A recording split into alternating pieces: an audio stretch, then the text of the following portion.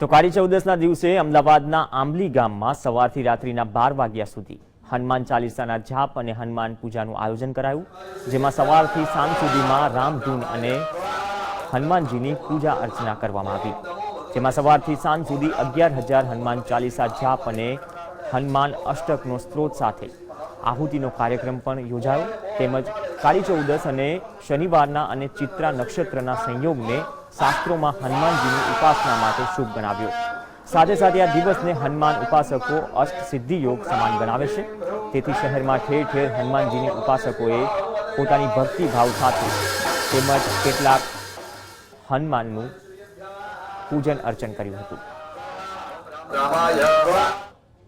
હનુમાનજીનું જાગતું અને સરસ રીતે ભગવાન શ્રી રામજીનું નામ અને હનુમાનજીનું લેવાથી